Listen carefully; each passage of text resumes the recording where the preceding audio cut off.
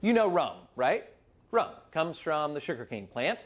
Sugarcane plant comes from what, the Caribbean? No. It comes from Indonesia. But that's probably not important. Really, what's important is after the sugarcane plant finds its way across Asia, across Africa, it gets to the Caribbean, and that's where we associate sugarcane and its byproduct, rum. Now, how did it get there? Well, just for the record, Christopher Columbus.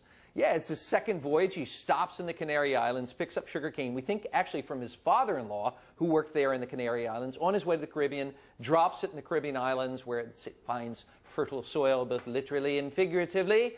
And, well, yes, now today we think of sugarcane in the Caribbean, and we think of it as its byproduct, rum, as something of the Caribbean. But let's be clear about it. Rum can be made anywhere at all.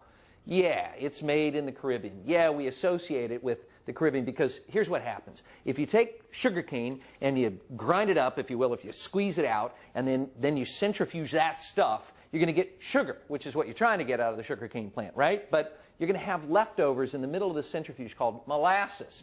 Now, you can only spread so much molasses on your pancakes and toast before somebody went, let's make some rum out of this, okay? I mean, we're talking about Spanish conquistadors. They didn't really have beer. They really couldn't get the wine thing to happen in the New World. They needed a drink desperately. So you ferment molasses into some kind of rudimentary beer, and then you distill that, and you end up with rum. I don't care if you call it rum or rum with an H like the French do, or cachaça like they do in Brazil, but it's a kind of rum. Iraq, they call it all the way over in Asia, but it's basically anytime you make a distillate from this sugarcane juice that you fermented into a kind of beer or molasses, the leftovers of making sugar out of sugarcane, you're going to call that stuff rum. Now, rum comes from these different islands, and, well, frankly, we associate styles of rum with certain islands. Well, let's go back in time just a little bit. Let's look at Columbus's voyage and the people who came after him. So often they were, got to talk about this story, slave traders, all right?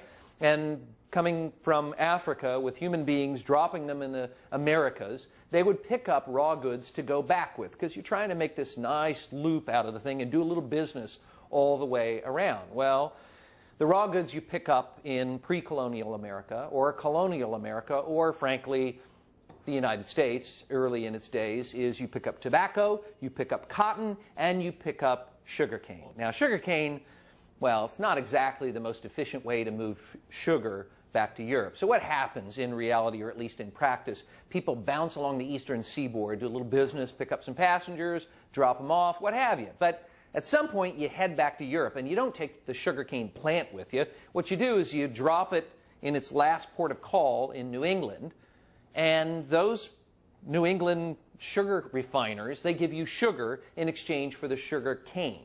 Now, there's a lot of leftover molasses, and again, people make rum out of that stuff. And 100, 200, 300 years ago, if you asked for rum, you were most likely, if you were living in Philadelphia or Washington, D.C. or New York or New Amsterdam or wherever you were most likely to end up with a rum that came from New England.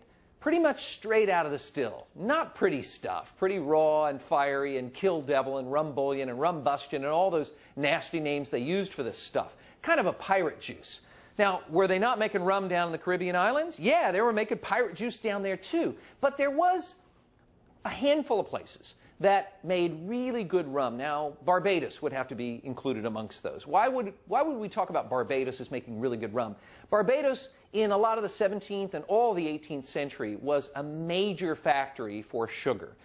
That meant it was a major place that used slaves. It's a very ugly story, but because there were so many slaves there, tens of thousands of them, on this little tiny island, making a whole bunch of sugar, there's a lot of molasses left over. For a while, they dumped it into the ocean, but eventually they got smart. They made rum out of it. And the rum that was coming, let's say, from New England was pretty raw and fiery, but the rum coming from the islands, particularly from Barbados, because they made so much of this stuff, is in barrel for a while, maybe a year, maybe 2 years. What happens when you stick that stuff in barrel for a while? It smooths out. You pick up caramel, you pick up molasses notes, even butterscotch, honey, things like that. Things that are soft and smooth and, well, sound sweet to the ear at least, and certainly a lot better than stuff coming straight out of those distilleries in New England. So when George Washington, at his inauguration, asked for a barrel of Bajan rum, he ends up with a barrel of Barbados rum, and he's really good with that, because that's the good stuff back then. Now, today, we associate Barbados and places like the Virgin Islands as an area that gives us these soft, smooth, rich rums, but not fiery rums at all. Not really the pirate juice thing so much. Other islands like, say, Haiti, and certainly the French islands, Martinique, Guadeloupe, Marie-Galante, we associate a different style of rum with those places. Why? Because they didn't really ever make their rums from molasses.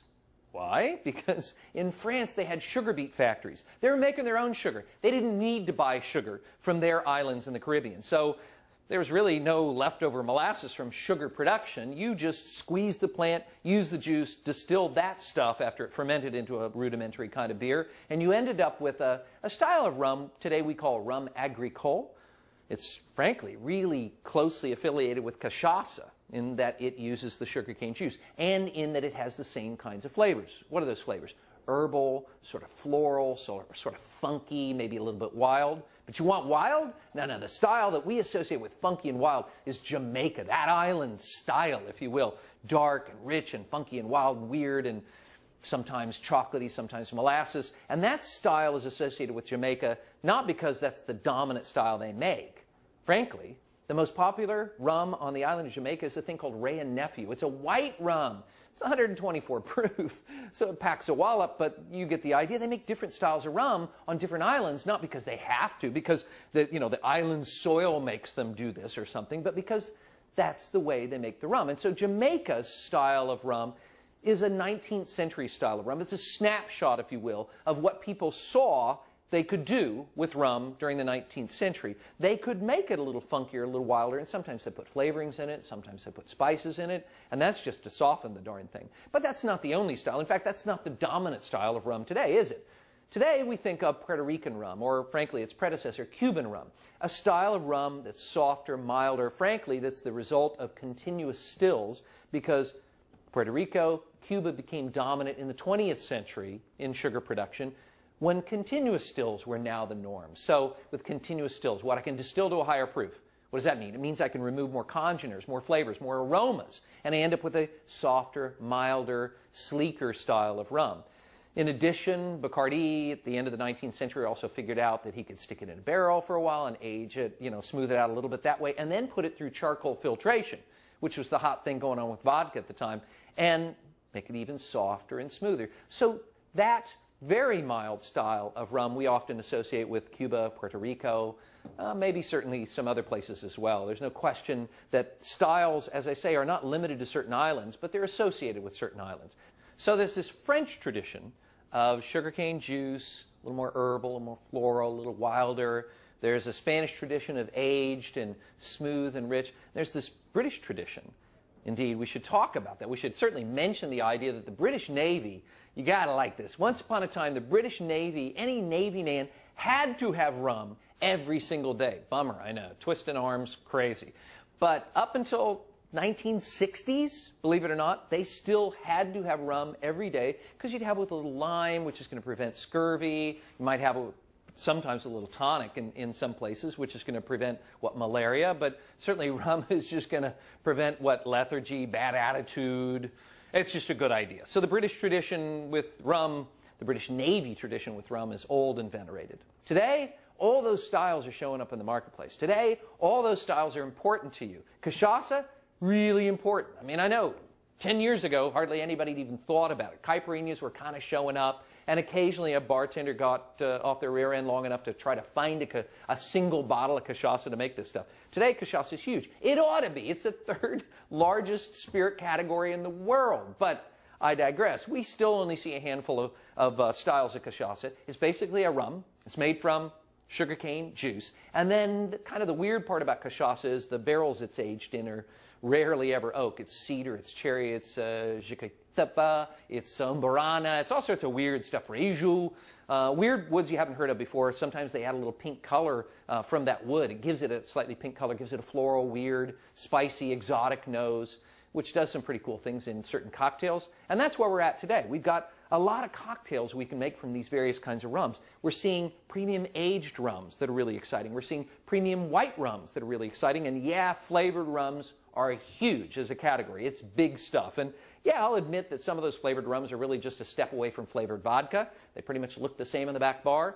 But let's be real about this. Flavored rum is a very old category. It's the earliest part of this tradition. Going back 200 and 300 years ago, they were making pirate juice. They knew that, so they put in flavorings, spices, things like that to make it softer and milder. So there's this long tradition. And the cool thing about rum and its way into cocktails is, unlike most other spirit categories, you can take a little bit of this rum, a little bit of that rum, different styles of rums, blend them together, and you end up with very, very cool cocktails.